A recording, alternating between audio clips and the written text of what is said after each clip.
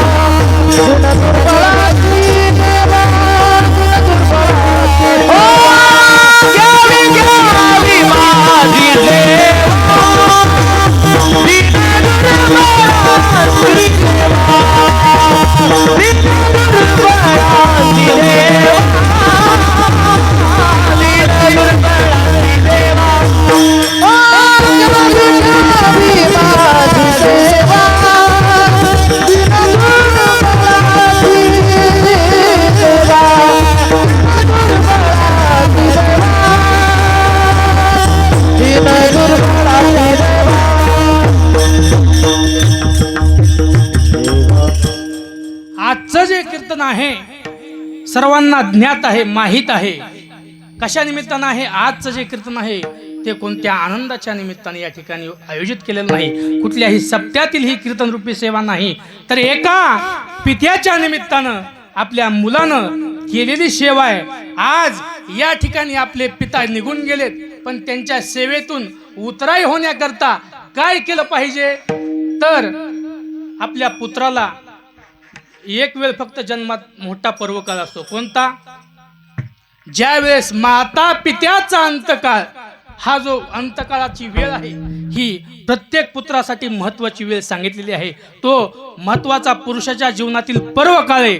ज्या वेळेस आपले माता पिता आपल्याला सोडून जातात, त्यांच्या निमित्तानं काहीतरी कर्मकांड करणे, नवे नवे वर्ष श्राद्ध करणे, श्राद्धाच्या दिवशी अन्नदान करणे, अन्नदान झाल्याबरोबर ज्ञानदान करणे, नामदान करणे, ही जर आपण सेवा केली तर त्या गेलेल्या जीवाला त्या स्वर्गाच्या ठिकाणी काय होत असते? पोच होत असते.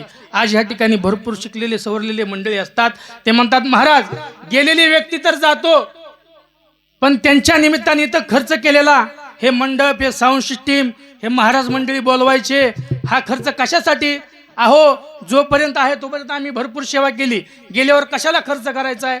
पण एक तुम्हाला सांगतो, आपण जर बँकेमध्ये पैसे ठेवले आपल्या अकाउंटवरती, आता फोनपेचा जमाना आलाय, पैसे बँकेत आहेत, आपण पहिल्या बँकेत जर पैसे काढायचे म्हणल्यावर त्या शाखेत जावं लागायचं, पासबुक सोबत घेऊन जावं लागायचं. पण आता बँकेत पैसे आहेत आणि आपण पुण्याला गेलो, आपल्याला पैशाची गरज भासली, आपण काय करतो? लगेच हातात मोबाईल घेतला, फोन पे लगेच चालू. कशामुळे फोन पे चालू? आपल्या अकाउंटवर अगोदर पैसे आहेत, त्याच्यामुळे कुठेही आपल्याला त्या पैशाचा वापर करता येतो. तसं गेलेल्या जीवाच्या निमित्तानं आपण या ठिकाणी नामस्मरण केलं, अन्नदान केलं, वस्त्रदान केलं, तर ते यत्किंचितच त्या जीवाला त्या ठिकाणी प्राप्त होत असतं. म्हणून केलेला हा सर्व काय आहे? अट्टहास. विठ्ठला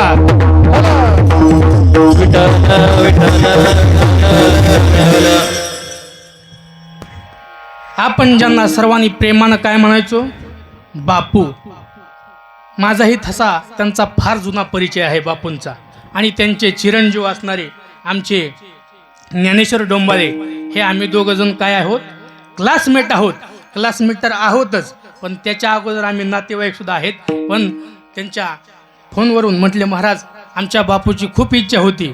काय इच्छा होती? जिवंत असताना बापू सारखं भेटले की म्हणायचे महाराज तुमचे एकदा मला कीर्तन ऐकायचंय, तुमचंही एकदा मला कीर्तन ऐकायचंय. असं म्हणत म्हणत बापू त्यांची शेवटी इच्छा ही अपूर्णच राहिली. पण काय योगायोग असेल, त्यांना गेल्यावर अभिवादन म्हणून त्यांची रूप डबल वर्ष श्राद्धाची कीर्तन रूपी सेवा माझ्याकडेच आली. हे काय आहेत? योगायोगाने जुळलेले संबंध आहेत. कारण का? गेलेल्या जीवाच्या निमित्तानं कीर्तन करणं ह्या त्या जीवाला काय होत असतं? प्राप्त होत असतं. म्हणून आमचे मित्र ज्ञानेश्वर डोंबाळे असतील, त्यांनी या ठिकाणी हा आपल्या वडिलांच्या स्मृतिप्रित्यर्थ या ठिकाणी हा सोहळा आयोजित केलेला आहे. तसेच त्यांच्या मुली असतील, त्यांचे नातू नाती, त्यांचे पुतणे आणि सर्व डोंबाळे परिवार आज या दुःखात आहे. या दुःखातून सावरण्याची शक्ती भगवान पंढरीश पांडुरंग परमात्मा या कुटुंबाला निश्चितच देवो. आपण सर्वांनी भगवंताच्या चरणी प्रार्थना करायची की या डोंबाळे कुटुंबाला या दुःखातून सावरण्याचं काय देव? बळ देव. या प्रकारे सेवेकरता घेतलेला अभंग पैठशी प्रसिद्ध साधू भक्त शिरोमणी शांतीब्रह्म नाथ महाराज यांचा उत्कृष्ट असा 4 चरणाचा आणि या संसारिक जीवाला महत्वाचा उपदेश करणारा अभंग आहे. विठाला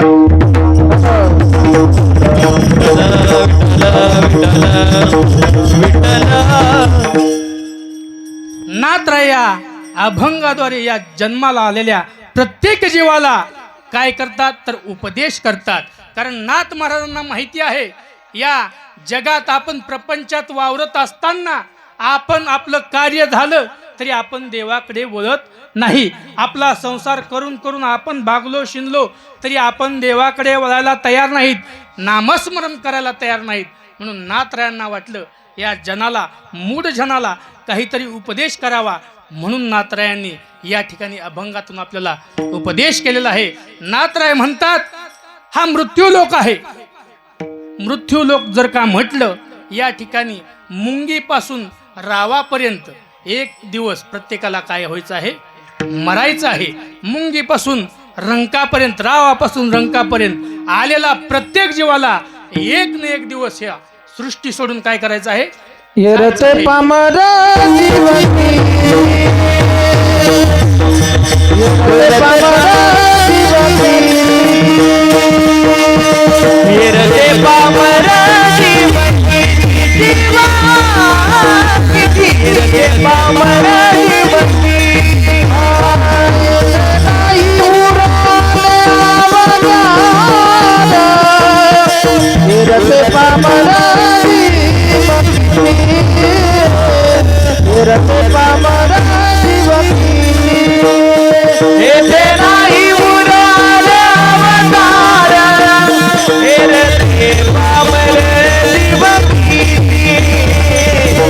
येरते पामर जीवनी हो जन्माले बाळ त्याची वाट पाहे काळ त्याची वाट पाहे काळ त्याची वाट पाहे काळ जन्माले बाळ त्याची वाट पाहे काळ वाट पाहे काळ त्याची वाट पाहे काळ. येथे उरो नाही आले अवतार, जन्म आले बाळ त्याची वाट पाहे काळ. इथं जन्म झाल्याबरोबर काळ आपल्या उशाला येऊन बसलेला आहे, म्हणून प्रत्येकाने सावध व्हायचं. कारण हा मृत्यू लोक आहे. ज्याचा जन्म खाटेवर झालाय तो एक दिवस निश्चितच काय होणार आहे, टाटेवरती जाणार आहे. ज्याचं बारसं झालंय त्याचं 13वं होणार आहे. पण आपल्या बापूंचं जाणं म्हणजे जसा आपला सूर्य सकाळी सूर्योदयापासून रात्री 6:45 पर्यंत काय होत असतो, सूर्यास्त होत असतो. हा सूर्याचा काय झाला, नित्यक्रम झाला. रोज सूर्य सकाळी उगवतो, संध्याकाळी मावळतो, हे त्याचं नित्य नियम आहे. पण आपल्या बापूंचं जाणं म्हणजे ऐन दुपारी 12 वाजता मावळलेला सूर्य आहे. कारण वय नसताना एवढ्या सुखाच्या दिवस आल्यानंतर माणूस कष्टातून वर येत असतो. कष्ट करून करून या संसारामध्ये ज्या वेळेस चांगले दिवस येतात ना, पण ते चांगले दिवस पाहण्याकरता ती व्यक्ती काय नसते, शिल्लक राहत नसते. हे प्रत्येकाचा आपापलं काय आहे, प्रारब्ध आहे. ज्याप्रमाणे भगवंतानं आपली जोपर्यंत त्याच्या हातामध्ये दोरी ठेवलेली आहे तोपर्यंतच आपण या संसारामध्ये वावर करू शकतो. एकदा का आपली भगवंतानी हातातील दोरी सोडली की काय होणार, आपण या जगाचा निरोप घेणार. तसं देव सुद्धा या ठिकाणी राहायला आले नाहीत, तर आपलं काय घेऊन बसलात असं सांगत होतो एके ठिकाणी कीर्तनात, बर का हलधर महाराज. एका वर्ष सध्याच्या कीर्तनाला, आता मला सध्या सप्त्यातले कमी तुम्ही बघत असतात फेसबुकला, सारी वर्ष सध्याचेच कीर्तन आहेत. एका ठिकाणी महाराज निलेश महाराज असंच आता 4-5 दिवसाखाली शेळगाव तांदळवाडीजवळ कीर्तन होतं. तिथं सांगत होतो, ज्याचा जन्म झालाय त्याचा मृत्यू होणार आहे, जो खाट्यावर आलाय तो टाटेवर जाणार आहे. या गावातील सर्व लोक एक ना एक दिवस काय होणार आहेत, मरणार आहेत. कारण का, ज्याचा जन्म झालाय ते प्रत्येक जण जाणार आहे. मला तर जायचं, आता बसलेल्या लोकांना काय माहिती जायचंय का नाही. राहण्यासाठी तर कोण आलंय का, नाही. एक ना एक दिवस सर्वांना जायचंय असंच सांगत होतो. या 5.5 गावातील लोक एक ने आज नाही जाणार, कोण घाबरू नका. कीर्तनात तर कोणीच जात नाही. कारण का, जिथं हरिकथा चालू आहे, नामस्मरण चालू आहे, त्या ठिकाणी काळ फिरकत सुद्धा नाही असंच सांगत होतो. या 5.5 गावातील लोक एक ना एक दिवस सर्वजण मरणार आहेत, सर्वजण मरणार आहेत. सर्व लोक रडायला लागली. महाराज म्हणतात एक ना एक दिवस मरायचंय. कारण का, मर हा शब्द कुणाला सुद्धा ऐकू वाटत नाही हो. आगा मरा बोल न सहाती, कुणाला तरी वाटतंय का मरावा? तुम्ही मला एक सांगा, तुम्हाला मरावा वाटतंय का मरावा लागतंय? हा बोला की बोला, लांबचा नाही मी, तुमचा सोयऱ्याचा जवळचा राव, इथला बोला, लाजू नका. तुम्हाला मरावा लागतंय का मरावा वाटतंय? हा मला तर मरावा लागतंय गडे, वाटत नाही. इथं बसलेल्या 80 वर्षाच्या म्हातारीला वाटत नाही मरावा. कारण का, अहो मर हा शब्द सुद्धा सहन होत नाही माणसाला. असं म्हटलं, एक ना एक दिवस सर्व लोक मरणार आहेत, मृत्यू पावणार आहेत. सर्व लोक रडायला लागले. आणि त्यात एक आजी हसत होती. सारे लोक रडतेत आणि एकच आजी हसते मोठ्या मोठ्याने. कीर्तन झाल्यावर आजी जवळ गेलो, आजीचं दर्शन घेतलं. म्हणलं आजी कीर्तनात सर्व लोक रडत होती. सगळी लोक रडतेत पण तुम्ही एकट्याच हसतात. काय कारण हो? महाराज तुम्ही काय म्हणले कीर्तनात? एक ना एक दिवस या साडेसांगवी गावातील सर्व लोक मरणार आहेत. पण तुम्हाला एक सांग का महाराज, मी साडेसांगवीची नाही म्हणली, मी भूमची. अगं मावशे, तू साडेसांगवीची असू दे नाहीतर भूमची असू दे, तुला एक ना एक दिवस हा मृत्यू लोक सोडून जायचं आहे. म्हणूनच नाथरायांना वाटलं या जगाला आपण समजावून सांगावा, उपदेश करावा. कारण हे जग, हे संसारातील माणसं एवढे चालू आहेत, त्यांना कितीही सांगा, सांगता सांगता संत महात्मे थकून गेले. मग नाथरायांना वाटलं माणसांचं उदाहरण देऊन हे माणसं सुधारणार नाहीत. माणसाचं जर उदाहरण दिलं तर माणसाला ते पटत नाही. कारण का? प्रत्येक माणसाची प्रगती पाहवत नसती. आणि आपल्या तर ह्याच्यात समाजात तुम्ही पाहूनच चला, एखादा जर व्यक्ती पुढे चालला त्याला बरोबर मागे ओढायचा प्रयत्न करतात. पण असं म्हणत नाही अरे खूप आईवडिलांनी कष्ट करून त्याला शिकवलंय, आता कुठं नोकरीला लागलाय, खूप दिवस हलाखीचे काढलेत, चांगलं झालंय ना, नोकरीला लागला ना, आनंद व्यक्त करा. पण नाही, दुसऱ्या शेजारचा पोरगा नोकरीला लागला हे आपल्या पोटात दुखलंच. एखाद्याने का गाडी घेतली, दुखलं पोटात, पूजेला बोलवल्यावर लगे घरात म्हणेन गाडी घेतली होय, हप्त्यावर घेतली असं म्हणला. अरे हप्त्यावर घेऊ दे, अगर पूर्ण कॅश देऊन घेऊ दे, पोटात दुखायचं काही कारण नाही. म्हणून नाथरायांना वाटलं इथं माणसाचं उदाहरण देऊन माणसं सुधारणार नाहीत. मग नाथरायांना काय वाटलं, या ठिकाणी माणसाचं नाही उदाहरण द्यायचं, एका पक्षाचं उदाहरण द्यायचं आणि या माणसांना उपदेश करायचा. अभंगाचं प्रथम पक्षी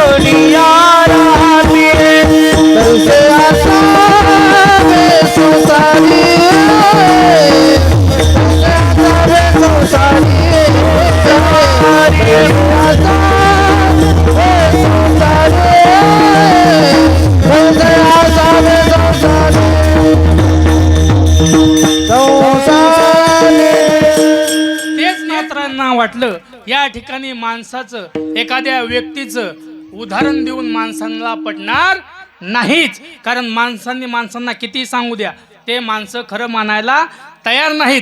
मग या ठिकाणी नाथरायांना वाटलं माणसाचं उदाहरण देऊन माणसांना समजावण्यापेक्षा एखाद्या पक्षाचं उदाहरण देऊन माणसाला समजावण्याचा काय करावा, प्रयत्न करावा. नाथराय म्हणतात पक्षी अंगणी उतरती ते का गुंतो निया राहती. नाथरायांना या ठिकाणी सांगायचं आहे, जे पक्षी असतात, सकाळची वेळ आहे, मस्त कोवळून पडलेलं आहे, सकाळ सकाळ पक्षी काय होतात, अंगणामध्ये येतात. आपल्या पूर्वी जुन्या मायमावल्या सकाळी उठल्याबरोबर झाडलोट झाल्याबरोबर काही ओंजळ दाणे अंगणामध्ये आपल्या असे फेकून द्यायचे. कशा करता? त्यांना माहीत होतं सकाळ झाली की चिमण्या बरोबर आपल्या अंगणामध्ये रोज येतात. आता चिमण्या अंगणात येत नाहीत. कशामुळं? 5G पाहिजे आपल्याला. काय पाहिजे? 5G. या 5G मुळे पक्ष्यांचा या सृष्टीतून काय व्हायला लागलाय? ऱ्हास व्हायला लागलेला आहे. म्हणून पक्षी सध्या जास्त दिसत नाहीत. ज्या ठिकाणी जास्त झाडे आहे, ज्या ठिकाणी चांगलं वातावरण आहे, त्याच ठिकाणी पक्षी शिल्लक राहिलेत. नाहीतर पक्षी या ठिकाणी काय झालेत? कमी झालेले आहेत. रोज सकाळी चिमण्या येतात, त्या मायमाऊलीनं टाकलेले दाणे खातात. दाणे खायचे झाल्यानंतर तिथंच साईडला कशात तरी असलेलं पाणी पितात आणि म्हणतात की आता निवांत या ठिकाणी 5-6 तास आराम करू. आराम झाल्यानंतर मग आपण काय करू? पिलाकडे जाऊ, असं म्हणतात. काय चिमण्या दाणे खायला आल्यावर 5-6 तास बसतात का अंगणात? हा, बोला की. खायचं झाल्यावर काय करतात? लगेच अंगण सोडून जातात. तेच नातऱ्यांना सांगायचंय. जसं पक्षी अंगणात येतात, त्यांचं काम आहे दाणे निवडायचं, दाणं खायचं. ते दाणे खायचे झाले लगेच ते अंगण सोडतात. यातून माणसाने काय बोध घ्यायचा? आपल्याला या देवाने हा सुंदर असा नरदेह दिलाय. या प्रपंचात आपण आलोत, आपलं कार्य आहे, आपलं लग्न झालंय, मुलं बाळ झालेत, मुलाबाळांचं शिक्षण, आपल्या आईवडिलांचा सांभाळ हे करायचं आहे. हा प्रपंच करायचा आहे. पण कुठपर्यंत? त्याला एक मर्यादित वय सांगितले. ते वय संपलं की आपलं इथलं कार्य संपवायचं. संसारातलं सर्व कारभार मुलाच्या हातात देऊन टाकायचा, सुनेच्या हातात देऊन टाकायचं. आणि आपण काय व्हायचं? खांद्यावरती पताका घ्यायची, मायमौल्यांनी डोक्यावर तुळस घ्यायची आणि कुठं? ज्ञानोबा तुकाराम. काय करायचं? पंढरपूरला जायचं, नामस्मरणाला लागायचं. पण किती सांगा, किती वय झालं तरी प्रपंच सोडायला, हा प्रपंचातल्या चाव्या सोडायला लोक तयार नाहीत. पण नातराय सांगतात त्या पक्षाकडून शिका. आपण आपलं म्हणून या संसारात माझं म्हणून राहू नका. कारण माझं म्हणून जर या संसारात राहिलात याच्यातून एकच फळ आहे. ते कशाचं फळ आहे? तर ते दुःखाचंच फळ आहे. म्हणून एका पक्षाचं उदाहरण घेऊन नातराय आपल्याला या ठिकाणी समजून सांगतात. नातरायांना इथं पक्षीच का घ्यावं वाटलं? नातरायांना वाटलं माणसांपेक्षा हुशार जात कुणाची जर असेल तर ती कुणाची? पक्षाची जात हुशार आहे. कसं काय सांगू का? एका मिनिटामध्ये सांगतो. पक्षी किती हुशार असतात बघा माणसापेक्षा. एक सुग्रिणी नावाची पक्षिणी, सुग्रिणी माहितीये का? सुग्रिणी नावाची पक्षिणी जळगाव खानदेशमध्ये एक अडाणी कवयित्री होऊन गेल्या. तिचं नाव बहिणाबाई चौधरी आहे. त्यांचं काव्य अख्ख्या महाराष्ट्रात प्रसिद्ध आहे. एक शब्द लिहिता वाचता येत नाही, कुठं PhD नाही, कुठं डिग्री नाही, कुठं शिक्षण नाही, पण त्यांच्या काव्यावर आज हजारो लोक PhD करतात. अशा आपल्या महाराष्ट्रात काही काही रत्न जन्माला आले आहेत. त्या बहिणाबाई चौधरींनी त्या पक्षाचं वर्णन केलेलं आहे बघा. खोप्या माझी खोपा जसा सुगरणीचा चांगला. सुगरणी नावाची पक्षिणी ती तिच्या पिलासाठी घर करत असते. जे आपण बांधकाम करणारे, बांधकामाचा नकाशा आपल्याला काढून देणारे जे आर्किटेक्ट आहेत ना, त्यांनी त्या सुगरणी नावाच्या पक्षिणीकडून शिकलं पाहिजे. काय शिकलं पाहिजे? बघा तिला किती बुद्धी आहे त्या सुगरणी नावाच्या पक्षिणीला. ती बघा तिच्याकडून एक शिकायचं, घर कधी बांधायचं, घर कुठं बांधायचं आणि घर कसं बांधायचं हे जर शिकायचं असेल तर त्या सुगरीण नावाच्या पक्षिणीकडून शिका. सुगरीण नावाची पक्षिणी बघा पावसाळा यायच्या अगोदर बरोबर गवताच्या काड्या आपल्या चोचीनं जमा करते. बरं जमा करते कोणत्या? जुन्या काड्या नाही, कशा? न्यू ब्रँड, नवं गवत, नवं आपल्या चोचीनं त्या काड्या जमा करते. बरं जमा केल्यानंतर सुगरिणीचं घरटं कुठं असतंय माहितीये का? कुठं असतंय? बंगल्याच्या 4थ्या मजल्यावर. सुगरिणीचं घरटं कुठं असतंय? एकतर नदी किनारी असलेलं झाड, त्या झाडाची फांदी नियम पाण्यात असेल किंवा आपल्या विहिरीवर अशी बोराटीची झाडं आलेली असतात आणि नेमकी त्याची फांदी कुठं असायला पाहिजे? बरोबर पाण्याच्या मध्यभागी. आणि त्या फांदीला काय करतात सुगरिणी? आपलं घरटं तयार करतात. बरं घरटं असं तयार करतात बघा. ती सुगरिणी नावाची पक्षिणी किती सुंदर घर करते आणि किती बुद्धिमान आहे. ते गवत आणलेलं जमा केलेलं सुंदर असं घरटं तयार करते, पण कुठं? त्या फांदीला मध्यभागी नाही, एकदम शेंड्याला. आणि तो शेंडा कुठं असतंय? नेमविहिरीच्या मध्यभागी. कशा करता? आपण जर यदा किजाती पक्षाला चारा आणण्याकरता घरट सोडून गेलो आणि आपले पिलं घरात एकटे राहणार, आणि आपण बाहेर निघून गेल्यावर एखादा साप येईल, एखादा नाग येईल, एखादी धामीन येईल आणि आपल्या पिलाला खाण्याकरता त्या घरट्यात येईल. पण आल्याबरोबर त्या सापानं आपली पिलं अंडी खाल्ली नाही पाहिजे. तर काय झालं पाहिजे पुढे ऐका. ती सुग्रीण नावाची पक्षीने असा खोपा तयार करते, असं सुंदर घरट तयार करते. आणलेल्या काड्याचं गवताने घरट तयार करायला सुरुवात केल्याबरोबर त्या घरट्याला दरवाजा आल्या समोरून नाही. आपण जर बंगला बांधला, आपला दरवाजा आल्या कुठं असतो? भला मोठा समोर दरवाजा. पण ती सुग्रीण नावाची पक्षीने आल्या समोर प्रवेश नाही. त्या घरट्याला दरवाजा कुठून असते? खालून असते. कशामुळं? तो जर साप आल्या समोर दरवाजा असला तर डायरेक्ट आतमध्ये जाईल, आणि बरं खाली असला तरी असला दरवाजा डायरेक्ट खाली नसते, लांब अशी पोंगळी निर्माण असते आणि मग खाली असते. कारण का? सापाला असं त्या फांदीहून खाली जाता येणार नाही. जरी यदा कदाचित खाली चालला, त्याच्या शरीराचं वजन त्या सापाला तोलणार नाही, आणि खालून मान घातली की बरोबर साप काय होणार? पाण्यात पडणार. हे डोकं कुणाचं आहे? सुग्रीणीचं. एवढा जपान देश, एवढा विकसित देश आहे, एक 5-6 महिन्यापूर्वी तिकडं वादळ आलं आणि भल्या मोठ्या बिल्डिंगी पडल्या, पण त्या सुग्रीण नावाच्या पक्षीचं किती डोकं आहे पहा तुम्ही. बरं, त्या पक्षाकरता असं घर तयार करते. असं घर तयार केल्यावर तिला वाटलं आज या काळामध्ये एवढ्या सुख सुविधा वाढल्या, लाईटीशिवाय काहीच चालत नाही महाराज. लाईटीशिवाय काय आहे का? कुठलं माणसाचं पूर्ण जीवन या परस्वाधीन झालंय, पूर्ण जीवन हे लाईटीवर झालंय. कारण का? लाईटीशिवाय जमतच नाही. कीर्तन करायचं म्हणलं तर लाईट पाहिजे. बरं, लाईट असू द्या, साऊंड पाहिजे का? साऊंड चांगला नसला तर कीर्तन चांगलं करीत नाही कीर्तनकार. वाजवणारा चांगलं वाजवत नाही, म्हणणारे चांगलं म्हणत नाहीत. कशाचा परिणाम? लाईट पाहिजे. मग त्या सुग्रीण नावाच्या पक्षीला वाटलं आपली पिलं सुद्धा अंधारात राहतात, आपण सुद्धा काय केलं पाहिजे? या पिलांकरता लाईटीची सोय केली पाहिजे. किती हुशार आहे तुम्ही बघा ती पक्षीनी. मग ती काय करते? बरोबर संध्याकाळच्या वेळेला घराच्या बाहेर पडते. कशा करता? भूमला जाते. लाईट आपलं वायर बल्ब हे आणायला का? नाही, लाईट आपल्या पिलांची सोय करण्याकरता घराच्या बाहेर पडते. आणि संध्याकाळ झाल्यावर एक काजवा नावाचा कीटक आहे, त्याला आपण काय म्हणतो? रातकिडू. काजवा म्हणतात त्याला, काजवा. संध्याकाळी त्याचा काय होत असतो? प्रकाश. त्या काजव्याच्या शोधार्थ ती पक्षीनी बाहेर पडते. पण त्याला शोधण्या अगोदर आपल्या चोचीनं बरोबर ज्या ठिकाणी पाण्याच्या ठिकाणी चिखल झालाय, तो चिखल चोचीत थोडा आपल्या हरभऱ्याच्या दाण्यावनी जमा करून एवढा सुपारी एवढा खडा झाला, बरोबर त्या खोप्यात असा चिटकून चिखल ठेवते. कशा करता? पुढे ऐका.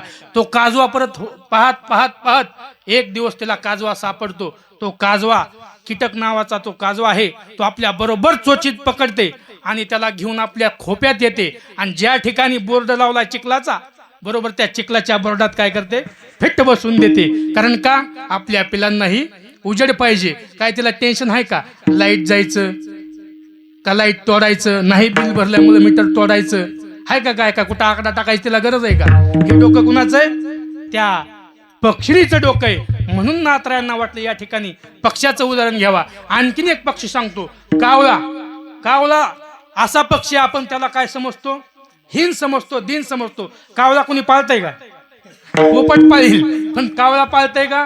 नाही. एकदम आपण त्याला अत्यंत घृणास्पद पक्षी समजतो. पण लक्षात ठेवा, आपल्या हिंदू धर्मामध्ये कावळ्याचं एवढं महत्व आहे. आपल्या पिंडाला कावळ्या शिवल्याशिवाय आपली या जगातून मुक्ती होत नाही. असा असणारा कावळा नावाचा पक्षी, त्याच्याकडून आपल्याला शिकण्यासारखं आहे. पूर्वीच्या काळात हवामान अंदाजक नव्हते, आता आले हे पंजाबराव ढग. त्यांचा अंदाज असतो येणाऱ्या 8 दिवसात काही ठिकाणी धाराशिव जिल्ह्यात, अहिल्यानगर जिल्ह्यात, संभाजीनगर जिल्ह्यात पाऊस पडणार आहे. सर्व शेतकऱ्यांनी शेतीची कामं लवकर आवरावीत. हा काय झाला? अंदाज झाला. पूर्वीच्या काळी असे अंदाज सांगणारे कोण नव्हते. मग पूर्वीचे शेतकरी कसा काय अंदाज हे करायचे? कावल्याकडे बघायचे. कावल्यानं जर घरट त्याचं एखाद्या अशा पातळ झाडीच्या जर झाडात केलं तर शेतकरी समजून जायचे की या वर्षी पाऊस काय आहे? पाऊस काय कमी आहे. कसा? ठिबक सिंचनासारखा तुरळक पाऊस आहे. पण कावळ्याने जर एखाद्या दाट झाडीमध्ये त्याचं घरट तयार केलं तर शेतकरी समजून जायचे यावर्षी मुसळधार पाऊस काय होणार आहे, पडणार आहे. म्हणून विश्वमौली ज्ञानोबाराला वाटलं हा कावळा असा सुंदर प्राणी, त्या कावळ्याला आपण विचारावं, त्या कावळ्याला बोलावं, कावळ्याकडे संदेश ऐकावा, कावळ्याचा काय संदेश ऐकावा. ते विश्वमौली ज्ञानोबाराय कावळ्याला बोलले. कोणाला? अहो कावळ्याला बोलले. आपण आज घरामध्ये आपल्या मुलाबाळांना बोलायला तयार नाहीत, आपल्या भावाला बोलण्याकरता तयार नाहीत. कशामुळं? मोबाईलच सुधरून देण्यात एकमेकाला 5 मिनिट सुद्धा संवाद शिल्लक राहिला नाही. संध्याकाळी नवरा बायको एकमेकाला बोलणार बोलतात का दत्ता भाऊ? प्रत्येकाचा आपापला मोबाईल हातात आहे का नाही? बायको नवऱ्याला बोलायला तयार नाही, नवरा बायकोला नाही. आणि लेकरं ह्यांचं बघून लेकरं म्हणतात मोबाईल असल्याशिवाय जेवायचं नाही.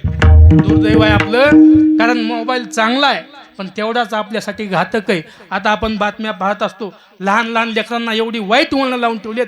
लेकरं जेवत नसले दिला मोबाईल हातात, जेवतय. देऊच नका मोबाईल, काय उपाशी राहीन काय, भूक लागल्यावर बरोबर खाईन. पण हे वाईट वळण आहे, कारण मोबाईलनं काय होऊ लागलेले आहेत, एकसारखं तीव्र मोबाईल पाहून पाहून लहान वयात चष्मे लागायला लागले.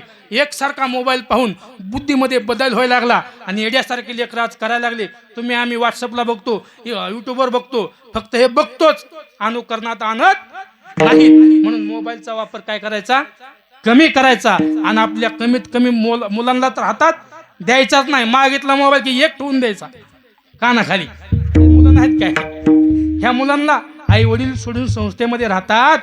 पण एक लक्षात ठेवा, आज या महाराष्ट्रामध्ये क्लास 1 अधिकाऱ्याची नोकरी लागू द्या, तो व्यक्ती गावात येऊ द्या, लोक त्याला मान देतील, पण पाया पडणार का? नाही पाया पडणार. पण आज ही भावी संप्रदायाची धुरा सांभाळणारी आमची तरुण पिढी, यातील कुणी कीर्तनकार आहे, यातील कुणी गायनाचार्य, यातील कुणी मृदंगाचार्य, हा याच्यातील जर कुणी पुढे होऊन कीर्तन जर करायला लागला तर 80 वर्षाची व्यक्ती कीर्तनाचा विना गयात घेतल्याबरोबर आपोआप त्या व्यक्तीच्या समोर वाकल्याशिवाय राहणार नाही. संस्कार कमवा. काय? संस्कार कमवा. संस्काराशिवाय काही सुद्धा शिल्लक नाही. पैसा तुम्ही किती कमवताल, पैसा कमवून काय करायचंय? आता आम्ही परवा पंढरपूरला एक आपलं पुंडलिक रायाच्या नावानेच वृद्धाश्रम चालू केले. पुंडलिक रायाचंच नाव त्याला टाकले. पुंडलिक रायाची काय सेवा होती आई वडिलाची? जे पंढरपूरचं दैवत उभा आहे ना, कुणासाठी उभा आहे? पुंडलिक रायासाठी. पुंडलिक रायाने कोणती तपश्चर्या केली हो? कुठली सुद्धा तपश्चर्या केली नाही. फक्त काय केलं? आई वडिलांची सेवा केली. त्या भगवंताला गोकुळ सोडून पंढरपूरला येऊन उभा राहावं लागलं. हे कुणाचं महत्व आहे? आई वडिलांचं. पण आपण आज विसरून गेलो. परवा आम्ही पंढरपूरला त्या सहज आश्रमामध्ये गेलो. 80 वर्षाच्या आपल्या आजीबाई, 70 वर्षाचे तिथं आजोबा, अशी भरपूर म्हातारी माणसं तिथं होते. आम्ही आपलं चर्चा करायला लागलो. का हो आजी, बरी का तब्येत? हो बाबा बरी आहे. काय करतात तुमची मुलं? त्या आजी सांगू लागल्या, माझा मुलगा क्लास 1 अधिकारी. बाबाला विचारलं, बाबा तुमचा मुलगा क्लास 2 चा अधिकारी. बर मग तुम्ही इकडे कसं काय? काय नाही हो, आमचं आता आम्ही गरीब असल्यामुळं, अडाणी असल्यामुळं आमची लाच त्या मुलांना वाटायला लागली, म्हणून आमचा त्रास त्यांना नको, म्हणून आम्ही या ठिकाणी राहतो. पण महाराज, पांडुरंगाच्या चरणी एकच प्रार्थना आहे, माझी मुलं माझ्या सुना कुठेही असू द्या, भगवंताला एकच प्रार्थना करते की त्यांना कधीही काही कमी पडू नये. हे अंतकरण कुणाचंय? आई वडिलांचंय. त्यांना तुम्ही घरातून बाहेर काढा, तुम्हाला ते शाप देणार नाही, तुम्हाला आशीर्वादच देणार.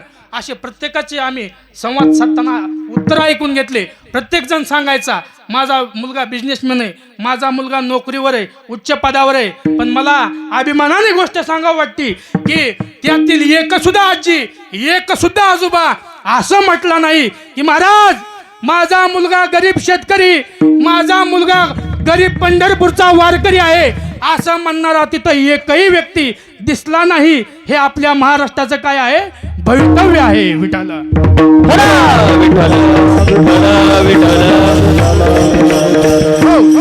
म्हणून नातरांना वाटलं माणसांपेक्षा या ठिकाणी पक्ष्याचं उदाहरण द्यावा. त्या कावळ्याकडून आपण काय शिकलं पाहिजे? पाऊस कधी पडतो हे शिकलं पाहिजे. आणखीन तिसरा एक पक्षी, पावशा नावाचा. पावशा आहे का? पावशा पक्षी. हा, आपण सर्व शेतकरीच आहेत. पावश्या बरोबर कधी ओरडतो, कधी किलबिल करतो.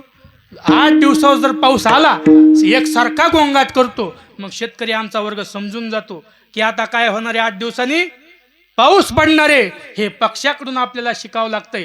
किती आपली महान संस्कृती, किती आपल्या या कृषी आपलं संस्कृती प्रधान देशामध्ये या ठिकाणी पक्षाला पूजलं जातंय, दगडाला पूजलं जातंय, जनावरांना पूजलं जातंय.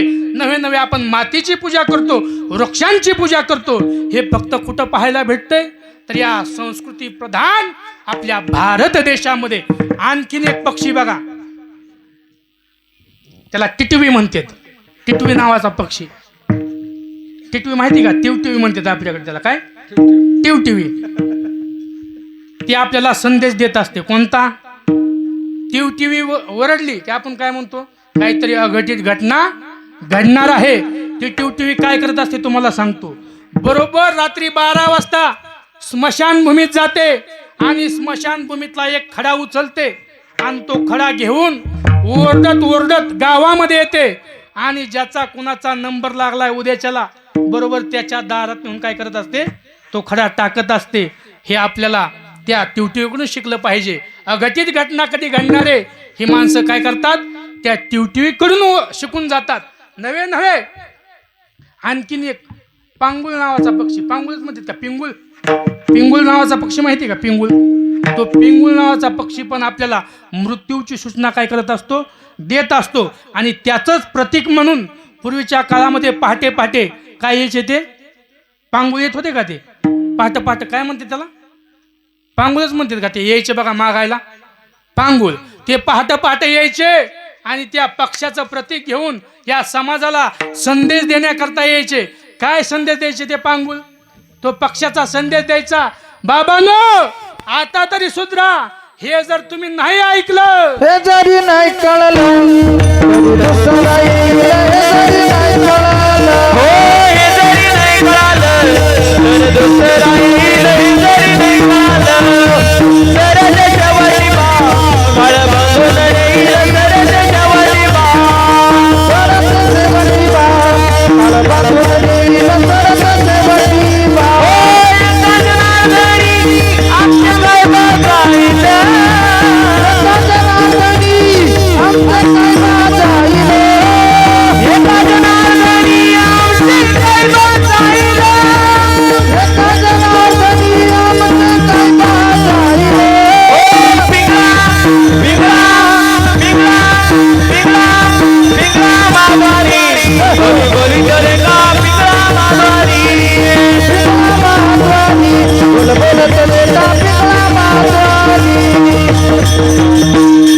वर्तमान बोले दादा, वर्तमान बोले,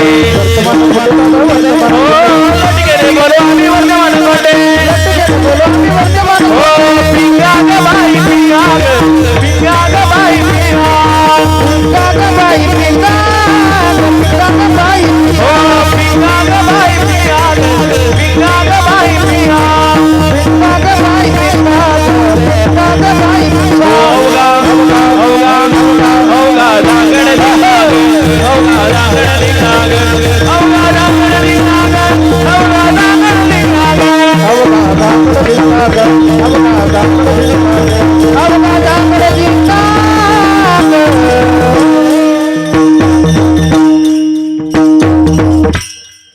सध्या महाराष्ट्रात कीर्तन म्हटलं की शेवटी का होईना पिंगळा काय गायलाच जातो. कसं आहे, आता ही वारं वाहत असते महाराज. कोणत्या कोणत्या वाऱ्यामध्ये कोणती कोणती गीतं, कोणती कोणती प्रमाण प्रसिद्ध होतील या काळानुसार चालावं लागतंय. म्हणून पिंगळ्या करून काय शिकावं लागतंय, आपलं शिकून जायचं की आपलं मरण कधी, आपण चांगलं जगलं पाहिजे. हे पक्षांकडून आपण काय केलं पाहिजे, जीवनात संदेश घेतला पाहिजे. म्हणून नाथरायांना वाटलं आपण दुसऱ्याचं उदाहरण न देता या ठिकाणी पक्षाचं उदाहरण द्यावं. म्हणून नाथराय म्हणतात, पक्षी अंगणी उतरती ते का गुंतोनिया राहती, तैशी असावी संसारी जोरी प्रार्थनाची दोरी. नाथराय अभंगाच्या दुसऱ्या चरणात सांगतात, माणसाने जर पक्षासारखं राहिलं त्याला या प्रपंचात घाबरायची गरज नाही. फक्त प्रपंचाला आसक्त होऊन राहायचं नाही, त्या पक्षाप्रमाणे प्रपंचामध्ये राहिलं. आपला जोपर्यंत प्रपंच करायचा कार्यकाळ आहे तोपर्यंत कार्यकाळ करायचा, कार्य संपलं, मस्तपैकी संसाराच्या चाव्या मुलाबाळांच्या हातात देऊन टाकायचं आणि वारी करण्याकरता निवांत व्हायचं. कारण का, असं जर केलं तर आपल्याला घाबरायची गरज नाही. तैसे असावे संसारी. संसारात कसं पाहिजे?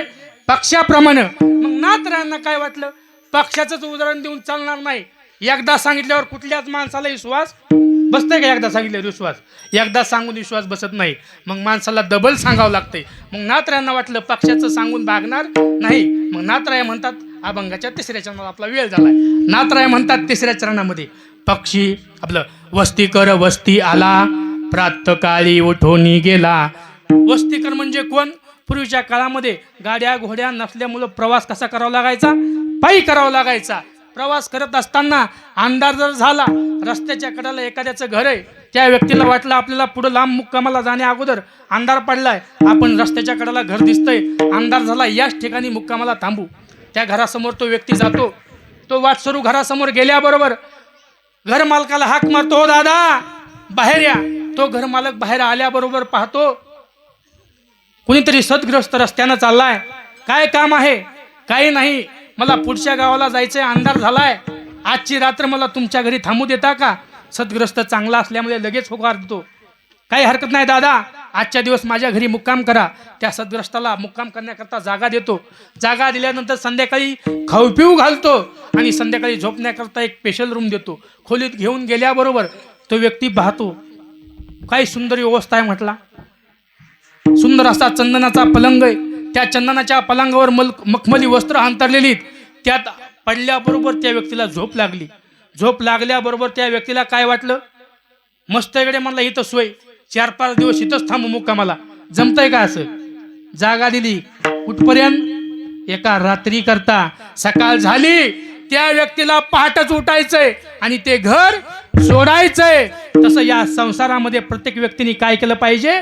त्या वस्तीकराप्रमाणे जगलं पाहिजे. त्याच वेळेस आपल्याला काय होणार नाही?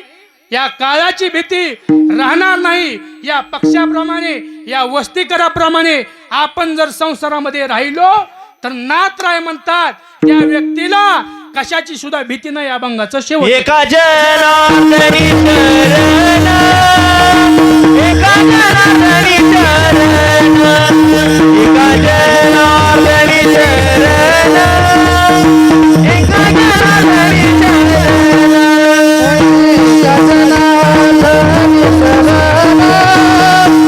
एका जनार्दनी शरण, एका जनार्दनी शरण, एका जनार्दनी शरण. ऐसे असता दया कमाना, ऐसे असता दया जगना, ऐसे असावे संसारी, ऐसे असावे संसारी, ऐसे असावे संसारी, ऐसे असावे संसारी.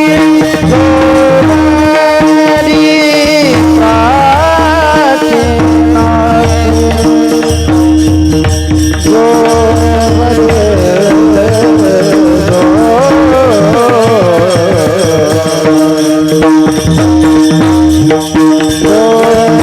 प्रार्थना,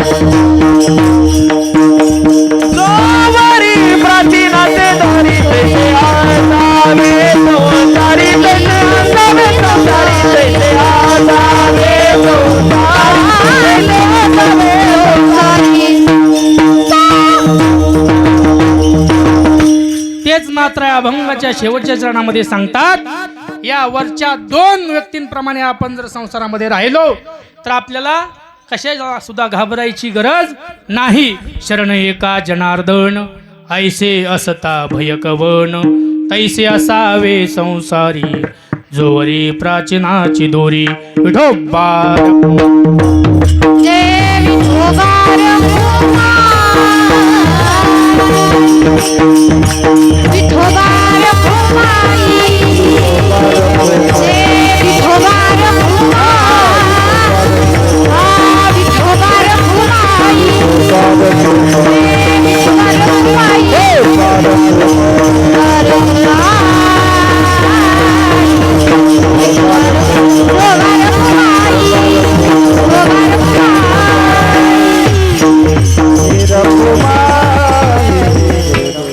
माझ्या अल्पबुद्धीप्रमाणे शब्दशः नात्रयाच्या अभंगाचा जो अर्थ आहे मी आपल्या पुढं सादर केलेला आहे. असाच अर्थ असेल असं नाही. प्रत्येक जण आपापल्या अभ्यासानुसार आपापल्या बुद्धीनुसार या अभंगाचं विवेचन करू शकतो. हा अभंगाचा मी सरळ सोपा आणि साधा भावार्थ आपल्या पुढे मांडलेला आहे. आपली सेवा झाली, पण जाता जाता 15 मिनिटं हे मुख्य कीर्तन आता सुरू झाले. हा फक्त अभंगाचा भावार्थ झाला. घाबरू नका, बरोबर 4 वाजता आपल्याला नाही नाही नाही 4 वाजता म्हणल्यावर काहीच खरं नाही. आताच जर चेहरे सांगायला लागलेत 12 वाजल्यासारखे, काही हरकत नाही, लवकर सोडायचंय. जेवण तुम्हालाही भूक लागलेली असते. प्रत्येकजण श्रद्धाचं कीर्तन म्हटल्यावर घरून काय करतंय, उपाशीच येतंय. ज्याचं प्रेम असते ते येते उपाशी, नाही तर काय काय येतात आपलं दाबून माल. हे कीर्तन कशासाठी करायचं, श्राद्ध का करायचं, लोक आजकाल विश्वास ठेवायला तयार नाहीत. श्राद्ध कशामुळे करतो आपण, कशामुळे करतो, गेलेल्या जीवानिमित्त आपण श्राद्ध करतो. का करतो, आपल्या शेजारच्यानं केलं म्हणून का आपल्या घरात अगोदर कोणी केलं म्हणून, नाही नाही नाही. गेलेल्या जीवाला जर मुक्ती प्रदान करायची असेल तर त्या गेल्या दिवसापासून 1 वर्षापर्यंत त्या व्यक्तीच्या निमित्तानं दर महिन्याला आपण एक तो काय म्हणते त्याला मासिक घालतो. तो आपण काय बसवतो त्याला पित्र, तो पित्रजीव घालतो. त्या पित्राच्या रूपात आपला गेलेला जीव वर्षात 12 वेळा जेवण करण्याकरता आपल्या घरी येत असतो. मग आपण त्याची आठवण म्हणून पूर्ण 1 वर्ष काय करत असतो, त्या व्यक्तीची आठवण राहावी म्हणून गेलेल्या जीवाच्या निमित्तानं एखाद्या पदार्थाचा काय करत असतो, त्याग करत असतो. का हो, चहा घ्या ना, नाही हो, आमचे बाबा गेलेत, 1 वर्षासाठी मी चहा काय केलाय, त्यागलाय. तात्काळ आपल्याला आपल्या वडिलाची काय होते, आठवण येते. पण प्रत्येक जण एखाद्या गोष्टीचा त्याग करत असतो. का वर्ष साध्य करायचं, नाही जर केलं त्या व्यक्तीच्या घरात पितृदोष आल्याशिवाय राहणार नाहीत. ह्या गोष्टी मानल्याच पाहिजे. कारण वैदिक हिंदू धर्मानुसार आपल्याला जर सुखी आणि चांगलं जर संसारामध्ये राहायचं असेल तर या पितृदोषापासून प्रत्येकानं वाचलं पाहिजे. आज 80% लोक पितृदोषात आहेत. का हो, आम्हाला रात्री खूप भूक लागते, समजून जायचं याच्या पित्र अतृप्त आहेत, या पित्रांना योग्य प्रकारे आपण खाऊ पिऊ घालत नाहीत. मग का हो, याच्यातून सुटण्याकरता काय समस्या आहे, तर काय आपण ब्राह्मण बुवाकडे गेलो, ते काय करून देतात आपल्याला, त्रिपिंडी, नारायण नागबली. पण याच्यातून वाचण्याकरता एक सर्व पित्री अमावस्या असते. त्या सर्व पित्री अमावस्याला आपण काय केलं पाहिजे, एक सुवासिन आणि एक व्यक्ती असे 2 जण जीव घातले पाहिजेत. कारण यदा कदाचित आपल्या एखाद्या कुलामध्ये आपल्याला विस्मरण झालंय, त्या पित्राचं आपण काहीच केलं नाही, असं सर्वांची नावं घेऊन ते 2 व्यक्ती जीव घाला. आपल्या घरामध्ये पितृदोष राहणार नाही. नवे नवे नामस्मरण करत राहा, पितृदोष राहणार नाही. आपण व्यक्ती गेल्यापासून मनुष्याच्या जीवनावर 3 संस्कार केले जातात. किती? 3 संस्कार. कोणते हो? मुख्य 16 संस्कार करतात, पण ते प्रत्येकाच्या ह्याच्यावर होत नाहीत. प्रत्येकाच्या शरीरावर किती संस्कार होतात? 3 संस्कार. कोणते कोणते? 1 नामकरण संस्कार, 2 विवाह संस्कार आणि 3 अंत्यसंस्कार. नामकरण संस्कार म्हणजे काय, मुलगा मुलगी झाल्याबरोबर आपण त्याचं नाव ठेवतो, तो नामकरण संस्कार. त्यातील दुसरा एक गर्भधान संस्कार. गर्भधान संस्कार म्हणजे काय, ज्या वेळेस एखाद्या मातेच्या उदरामध्ये बाळ वाढत आहे त्या मातेनं काय केलं पाहिजे, सकाळी लवकर उठलं पाहिजे. उठल्या उठल्या आंघोळ वगैरे झाले, नाश्ता झाला, मस्त घरामध्ये LED TV लावायची, रिमोट हातात घ्यायचं, मस्त पिक्चर मालिका बघत बसायचं. हे करायचं का? माता गरोदर असल्यावर त्या मातेनं सकाळी लवकर उठायचं, तुळशीला पाणी घालायचं, ज्ञानेश्वरीच्या 5 ओव्या, तुकाराम महाराजच्या गाथेंचे 5 अभंग, असं शिवलीला अमृत असे ग्रंथ वाचले पाहिजेत. कारण का, ती जी माता जी क्रिया करते ती क्रिया आपल्या काय होत असते, बाळावर आपोआप पडत असते. आपोआप ते संस्कार त्या मातेच्या पोटात वाढणाऱ्या त्या बाळावर होत असतात. महाराज याच्यावर विश्वास ठेवायला लोक तयारच नाही. कृष्णाची बहीण कोण? सुभद्रा. सुभद्रा कुठे दिलेली? हस्तिनापूरला. आणि कृष्णाचं गाव कोणतं? द्वारका. द्वारका कुठं? गुजरातमध्ये. हस्तिनापूर म्हणजे आत्ताची दिल्ली.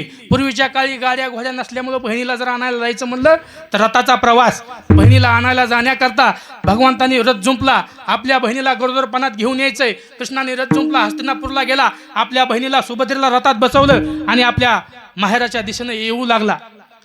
मग तेवढ्यात सुभद्रा म्हणते, दादा प्रवास खूप लांबचा आहे, आपण जर फिरायला चाललो गाडीत, बोर झालो तो लगेच काय करतो, टेप लावतो, गाणी वाजवतो. पण पूर्वीच्या काळात रथाचा प्रवास असल्यामुळे बोर झाल्यावर ती म्हणते, दादा एखादी गोष्ट वगैरे सांग. कृष्ण म्हणतोय, मला गोष्ट वगैरे सांगता येत नाही, मला एकच गोष्टी येतात, युद्धाच्या गोष्टी. दादा काही हरकत नाही, एखादी युद्धाची गोष्ट सांग. कृष्णाने आपल्या बहिणीला सुभद्रेला गोष्ट सांगण्याकरता सुरुवात केली. कोणती? चक्रव्यूहाची. चक्रव्यूह कसा आखायचा, त्या चक्रव्यूहामध्ये कसा प्रवेश करायचा. ती बहीण ऐकू लागली, भाऊ तो विषय सांगू लागला.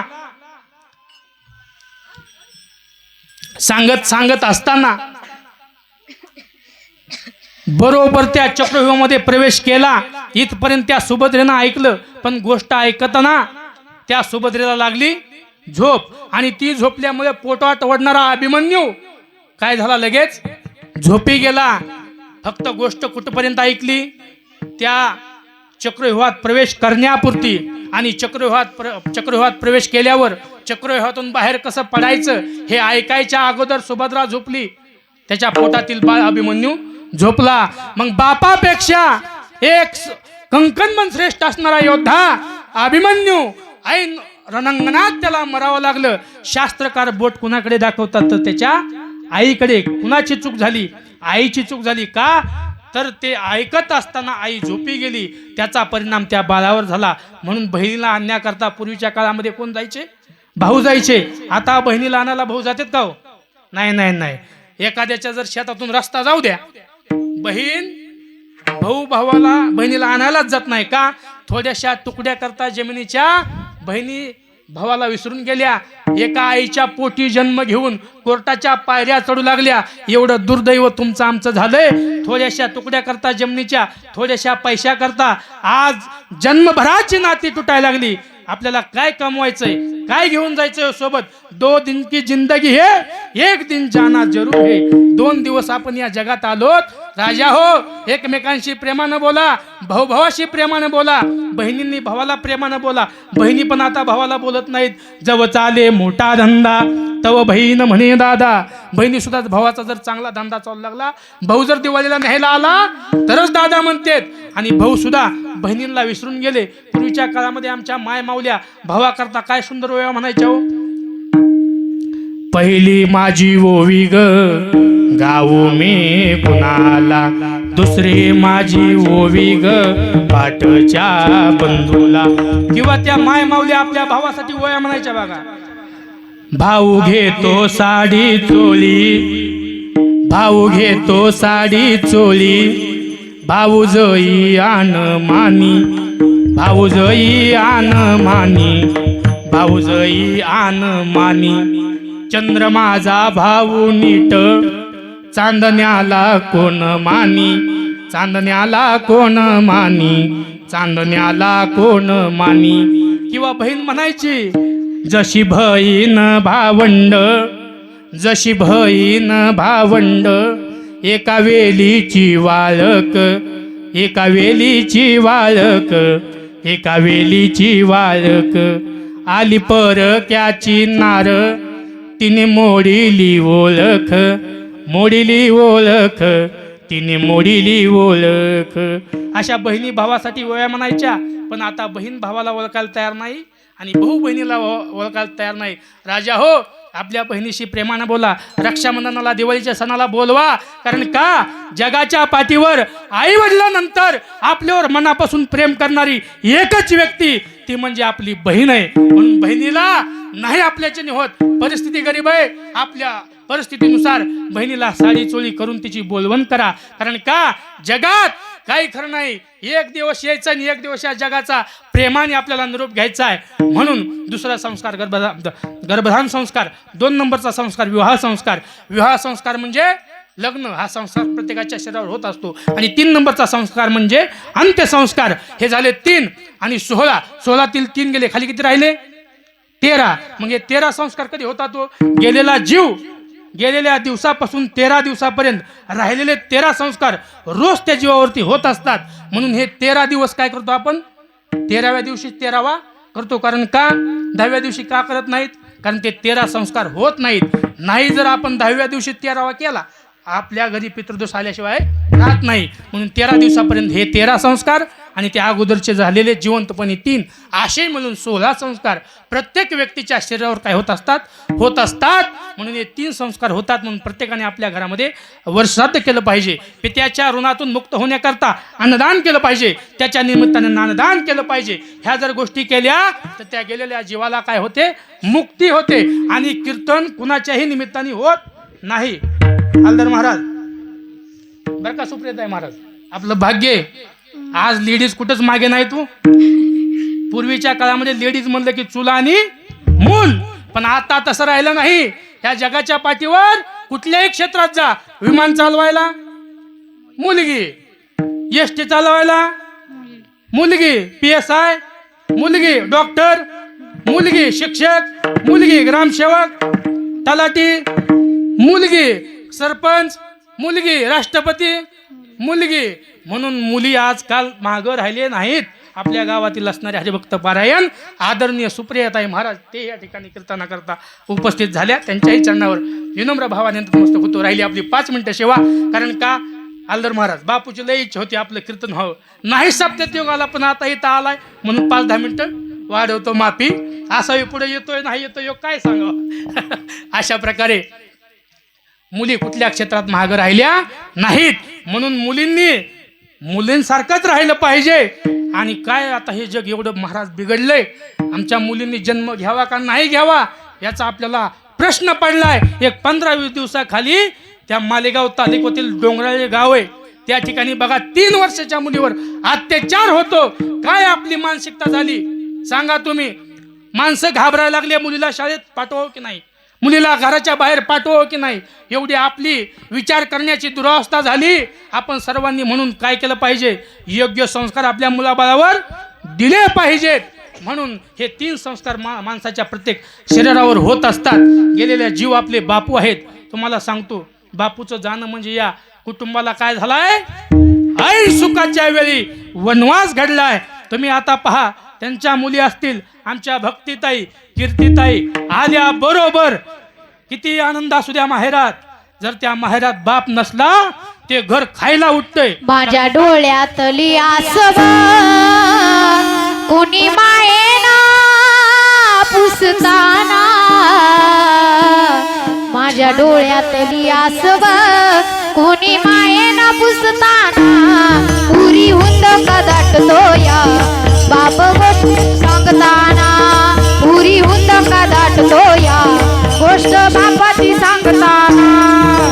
डोळ्यातली आसव कुणी मायेना पुसताना, माझ्या डोळ्यातली आसव कुणी मायेना पुसताना, पुरी हुंद का दाटतो या गोष्ट बापाची सांगताना, पुरी हुंद का दाटतो या गोष्ट बापाची सांगताना.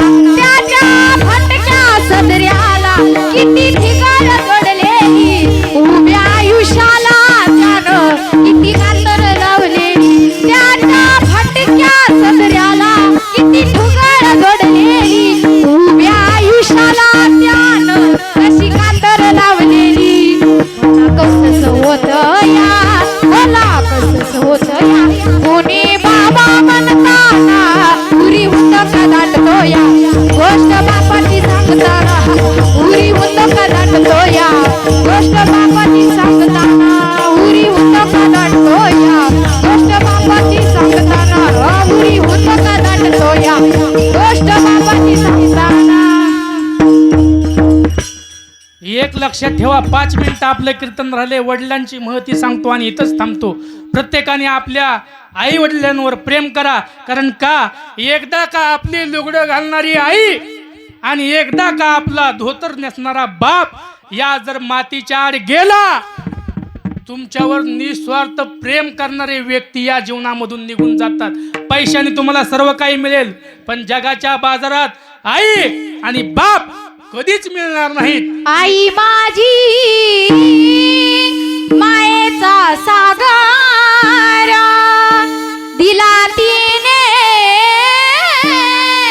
जीवनाकार. आई माझी मायेचा सागर दिला तिने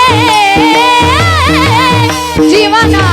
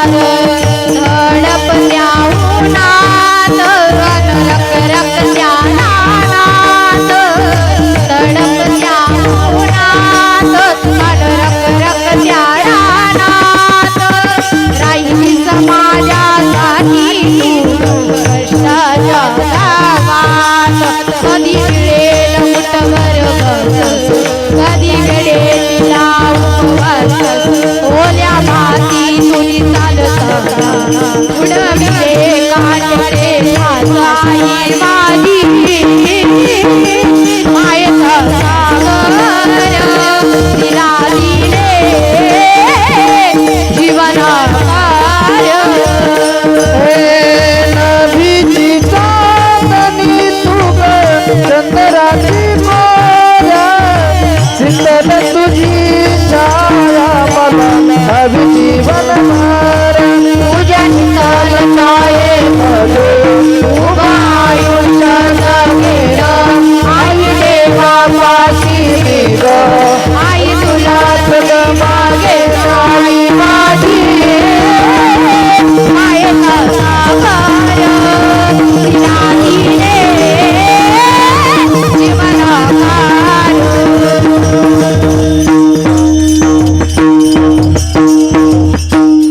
या आपल्या डोंबाळे कुटुंबियावर दुःखाची शोककळा महाराज पसरलेली आहे. कारण का बापूंचं जाण्याचं वय नव्हतं. कारण बापूंनी जाऊन या कुटुंबावर काय केलेलं आहे, फार मोठा दुःखाचा आघात केलाय. पण या आघातातून या कुटुंबांना सावरायची शक्ती भगवान पंढरीश पांडुरंग परमात्मा देव या इथं बसलेल्या सर्वांनी हीच प्रार्थना आपण भगवंताकडे करायची. कारण का महाराज प्रत्येकाचा असं आहे, एकदा का आपल्या जीवनामधून बाप नावाचा व्यक्ती निघून गेला, तुमच्यावर सामर्थ्यानं थाप टाकणारा व्यक्ती या जगात दुसरा कोणी सुद्धा नाही. कुठलंही आपण मोठं काम करू द्या आणि घरात येऊ द्या, काही टेन्शन घेऊ नको, मी तुझ्या पाठीमाग आहे, हो पुढं तू कुठलंही काम कर, असा म्हणणारा प्रत्येकाला कोण पाहिजे, घरात बाप पाहिजे. आणि एकदा का बाप निघून गेला महाराज, काय सुद्धा नाही, किती तुम्ही करा, घरात जर शाबासकी टाकणारा जर बाप नसला तर त्या व्यक्तीला घर खायला उठतं. बहिणींचंही तसंच आहे, माहेराला प्रत्येक सणाला येतात. आता प्रत्येकाच्या घरात असंच आहे बघा. त्या एखाद्या घरातला बाप निघून जाऊ द्या, आपण प्रत्येक जण कुणाची माहिती ऐकत आलो. आता आईचीच महती ऐकली, शास्त्रानं आपल्या आईचीच महती गायली, साधू संतांनी आईचीच महती गायली. पण बाप आपला कुठे गेला हो? प्रत्येकानं आईचं वर्णन केलंय, बापाचं कुणी वर्णन केलंय का? आईच्याच कविता, आईचंच सर्व गुणगान, आईचंच व्याख्यान, आणि बाप कुठं सोडला हो का? आई सांगते लहानपणी, ए बाळ्या उन्हात खेळू नको, खेळायला जाऊ नको, शाळेत जा, अभ्यास कर, नाहीतर बाबा मारतील, बाबा मारतील, बाबा मारतील. त्या मुलाच्या डोक्यात फिट बसतं, बाबा म्हणजे मारणारा व्यक्ती. अहो तुम्ही एक लक्षात ठेवा, आई एक टायमाच्या जेवाची सोय करते म्हणून आपल्याला आई गोड वाटते, पण आयुष्यभराच्या भाकरीची सोय लावणारा बाप आपण विसरून चाललो. अहो आपण त्या यशोदा मातेचं वर्णन करतो, देवकी मातेचं वर्णन करतो, कृष्णाला सांभाळलं, कृष्णासाठी रडली देवकी माता, पण बाप विसरून गेले. आपल्या जीवाची बाजी लावून कृष्णाला आपल्या डोक्यावर टोपलीत घेऊन जीवाची पर्वा न करता त्या यमुनेच्या पलीकडे घेऊन जाणारा बाप आपण विसरलो. रडणारी कौशल्या माता वनवासाला राम जाताना आपण प्रत्येकानं पाहिली, पण राम राम म्हणत प्राण सोडणारा दशरथ आपण विसरून गेलो. हे आपलं दुर्दैव आहे. मुली जर आज माहेरात आल्या, बापाच्या हातातली सत्ता गेलेली असू द्या, मुलाच्या हातात सत्ता जाते. भाऊ काय बहिणीला चांगली साडी घेत नाही, मग म्हातारं बसल्या बसल्या कुणी दिलेले पैसे 50-100 नातेवाईकांनी दिलेले वर्षभर सांभाळून ठेवतो, 400-500 रुपये जमा करतो. त्याला माहीत असतं या दिवाळीच्या सणाला माझी तायडी घरी येणार आहे. तायडी घरी आल्यावर तिच्या नातांना, तिच्या मुलांना तिला साडी चोळी घेण्याकरता ते 400-500 रुपये तो बाप जमावून ठेवतो. मुलगी घरी येते, दिवाळीचा सण वगैरे होतो, त्या मुलीला घेऊन, मुलीची पिशवी हातात घेऊन बाप बस स्टँडवर जातो भूमच्या, आणि त्या एसटी मध्ये त्या मुलीला बसवतो. एसटी मध्ये बसवल्यानंतर मुलगी एसटीत बसते, तोपर्यंत दोघं गप्पा मारतात. एसटी मध्ये ड्रायव्हर होतो, ड्रायव्हर बसतो, कंडक्टर येतो, कंडक्टर आल्यावर म्हणतो चला वर चढलेले आहेत ते खाली उतरून घ्या, एसटी निघणार आहे. असं म्हटल्याबरोबर बाप तो दरवाजाकडे येतो. दरवाजापर्यंत आल्याबरोबर महाग वळून पाहतो. महाग वळून पाहिल्याबरोबर त्या मुलीची आणि बापाची नजरानजर होते. बसलेल्या सीटवरून मुलगी ताडकन उडते आणि पळतच जाते. बाबाला कडकडून मिठी मारते, बाबा जाते मी आता, तुम्ही खाली उतरा. बापाला एसटीच्या खाली पाय टाकू वाटत नाही. कसा बसा छातीवर दगड ठेवून बाप खाली उतरतो. खाली उतरल्यावर ही बाप खिडकीकडे येतो आणि खिशात सासून ठेवलेले पैसे हळूच बाहेर काढतो आणि मुलीच्या हातात देतो. मला माहिती दाद्यानं तुला चांगली साडी घेतलेली नाही, हे घे 400-500 रुपये, तुझ्या संसारात तुला कामी येतील, असा म्हणणारा बाप आपण विसरून गेलो. तुम्ही एक लक्ष करा, मुलगी कुणावर जास्त प्रेम करत असेल तर ती बापावर, कारण तिला माहिती आहे मुलगा बापावर प्रेम करू शकत नाही. आई ही आपल्या मालकावर जास्त प्रेम, आई सुद्धा आपल्या बाबावर प्रेम करणार नाही. म्हणून लग्न होऊन मुलगी जाताना जर जास्त गळ्यात पडून कुणाच्या रडत असेल तर ती आपल्या बापाच्या रडते. कारण का, अरे ती 18 वर्षाची पाहुणी आपली, किती 18 वर्षाची, एकदा का 18 वर्ष होऊ द्या, ती आपल्यासाठी पाहुणी होऊन जाते. जाता जाता बापाच्या गळ्यात पडून एवढं रडते. अख्ख्या लग्नामध्ये सर्व पाहुणी मंडळी जेवलेली असतात, नाही जेवून पिशवीत बुंदी घेऊन जातात, पण त्या अख्ख्या लग्नामध्ये का हो जेवले का असं विचारणारा बाप पूर्ण लग्न होईपर्यंत, वराडणी जाईपर्यंत उपाशी असतो. त्याचं नाव बाप आहे. म्हणून जोपर्यंत आपले आई वडील माहेरात आहेत तेवढ्यांनी प्रत्येकाला एक नम्र सूचना आहे, जोपर्यंत आपले आई वडील आहेत त्यांना जा, भेटा, त्यांचं प्रेमाने त्यांच्याशी संवाद साधा. कारण का, ही वयस्कर मंडळी एकदा आपल्याला सोडून गेली, यांच्यासारखं प्रेम करणारं कुणी सुद्धा शिल्लक राहणार नाही. ज्ञानेश्वर माऊली नराज माऊली माऊली ज्ञानेश्वर माऊली